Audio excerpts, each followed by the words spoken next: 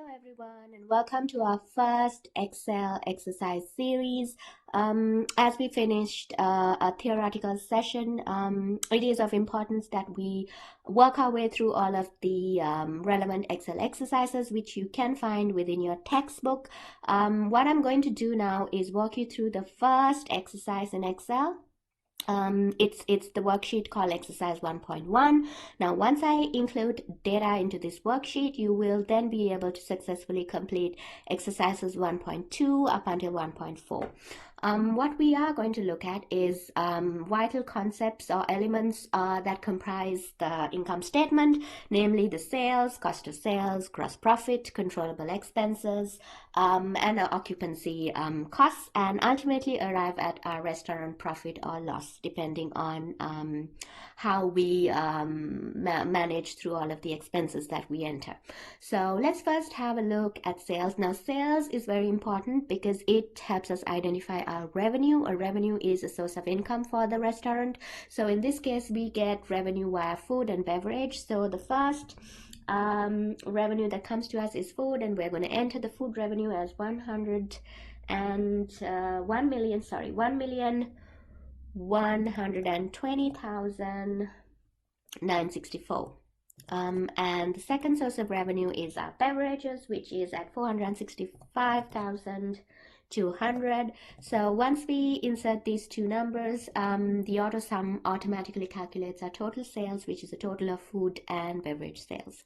Now, once we insert that, we go on to compute our cost of sales. So the cost incurred to food would be 392,337, and cost incurred in terms of beverages will be 102,344.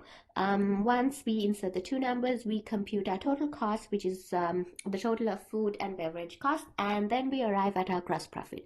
Now, gross profit is automatically computed for us. It is the variance between our total sales as well as our total cost of sales. Now, after we arrive at our gross profit, we also look at our controllable expenses. In this example, we have three controllable expenses, namely salaries, employee benefits, and controllable expenses. So salaries, we have 396,541. For employee benefits, we have 99,135, and for other controllable expenses, we have 275,330. Once we insert these numbers, we arrive at our total controllable expenses of 771,006, and then we arrive at our income prior to tax. So that's the income we get as a variance between our gross profit and our total controllable expenses. Now we take into consideration tax, depreciation, and all other interest expenses. So we first look at our occupancy cost here, which is at 75,230.